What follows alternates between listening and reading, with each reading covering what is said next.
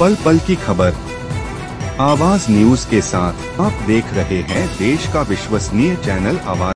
दिव्यांगजनों का गया में धरना प्रदर्शन।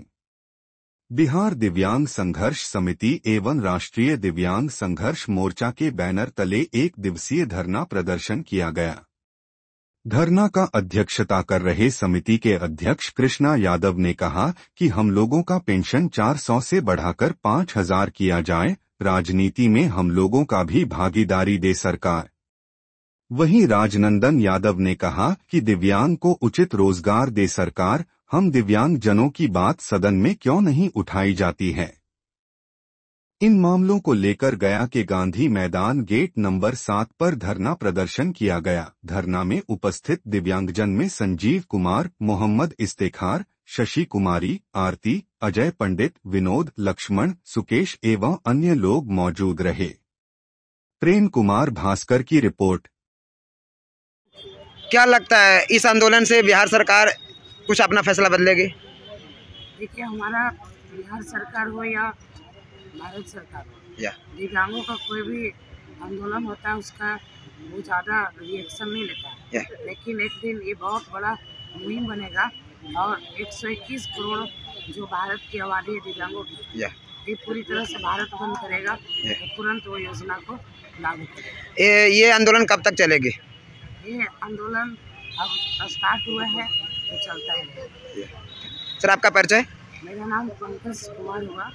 ऐसे में विश्व दिव्यांग कल्याण समिति के फाउंडर प्रेसिडेंट हूँ और हमारी संस्था भी बिहार में अभी कार्यरत है, जो कि नालंदा जिला में। सर, आप लोग आंदोलन क्यों कर रहे हैं? आंदोलन का मकसद ये है कि पूरे देश में, पूरे बिहार में सभी जाति धर्म का लोग अपने हक और अधिकार की आंदोलन चला रहे हैं और जितने भी, चाहे पार्लियामेंट की प्रतिनिधि हो, चाहे पंचायत की प्रतिनिधि हो, आज तक कोई भी सदन में, एक छोटी सी सदन, चाहे प्रखंड की भी सदन हो, जिला परिषद की सदन हो, वहाँ भी हम लोग की बात नहीं उठाया जाता है। इसलिए यह संगठन का निर्माण इसीलिए हुआ है कि हमारी बात को कोई नहीं उठाएगा तो हम स्वयं अपनी बात को उठाएंगे और सरकार तक के अवगत कराना चाहते हैं कि लोकतंत्र में हमारी भी भूमिका होती है, हमारी भी वोट का अधिकार है। इसलिए हमारा भी काम लेने का अधिकार है, हमारा भी रोजगार लेने का अधिकार है, हमारा भी चुनाव लड़ने का अधिकार है। और जो दिव्यांग का जो एक्ट बना है वह एक्ट मुखौटा के रूप में है, वह धरातल पर पूर्णतः लागू नहीं है। उसकी लागू कराने के लिए भी हम आंदोलन कर रहे हैं और यह कह रहे हैं कि हम लोग को जब तक विकलांगों की जो समाज में स्वयं दर्जे की मानव समझा जाता है, अछूत समझा जाता है, इसलिए जब तक हम लोग की बात से लेके पार्लियामेंट तक हम लोग राजनीति में भी 10% आरक्षण मिलनी चाहिए, तभी हमारे को सम्मानित होंगे कि नहीं विकलांगों का भी चुनाव लड़ता है तो चुनाव में लड़ने का अधिकार है।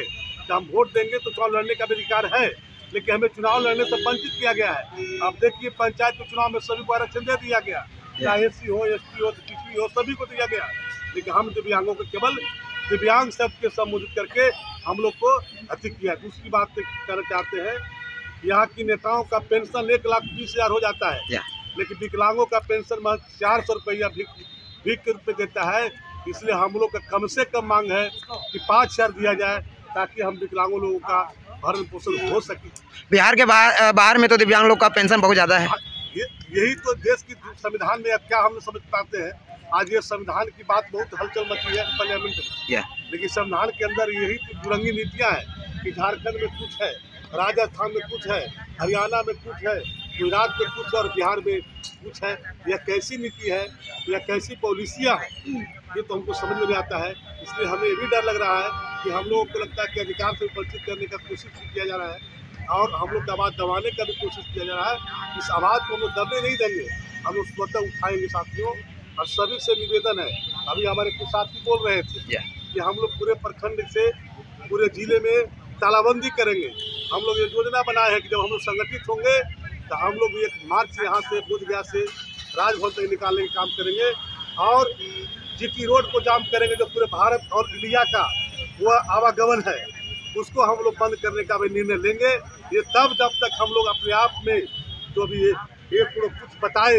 हम बिहार में 20 लाख दिव्यांग हैं और सभी दिव्यांग जितनी संगठित हो जाएंगे तो निश्चित तौर पर हम लोग सत्ता में भागीदारी लेंगे।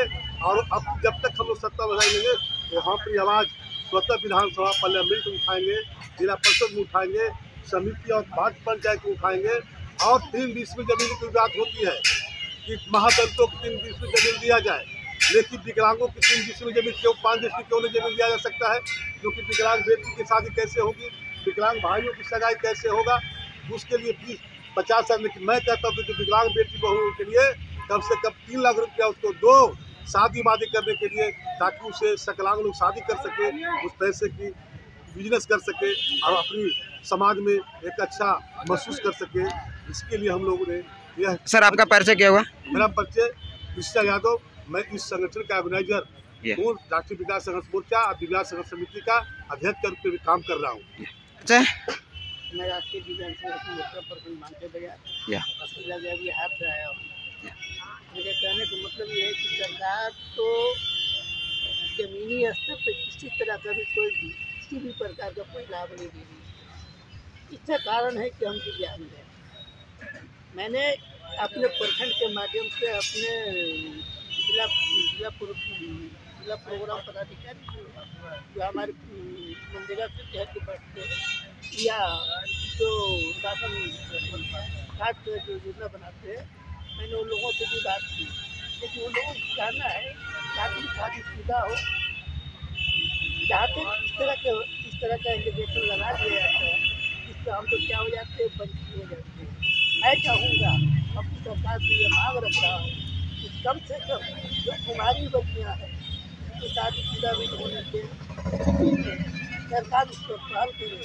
छोटे छोटे जैसे आंगनबाड़ी सेवा केंद्र हो, स्वास्थ्य केंद्र हो या अन्य और भी कम से कम 10 के हिस्से में रख करके दिव्यांगों को भी स्थानों पर कम से कम संबोधित करने का काम करे जगह, ताकि हर भी दिव्यांग अपनी आवाज़ को ऊपर कर सके, अपने आप को खुशी महसूस कर सके।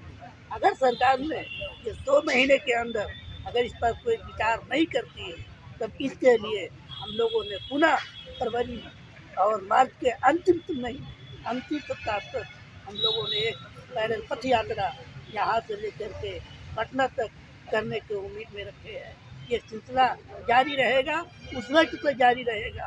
अगर पटना से भी नहीं हो सकी तो हमारी आवाज़ दिल्ली तक जाने के लिए बरकरार रहेगा। इन्हीं चिंतों को, इन्हीं सारे बातों के साथ आज हम गया जिला के मगध धरती पर बैठे हैं और अपनी आवाज़ को जब किसी लोगों ने नहीं उठाने का प्रयास किया तो हम लोग खुद किसी में से कोई नेता बनेगा, किसी में से कोई प्रतिनिधि बनेंगे और अपनी आवाज़ को सरकार तक मनाकर ही दम लेंगे। इसलिए तो मैंने ये कहा है कि जब तक भूखा दिव्यांग रहेगा, धरती पर तूफान रहेगा। क्योंकि सरकार को मैं एक चीज़ और भी मैं बता देना चाहता हूँ कि इस शहर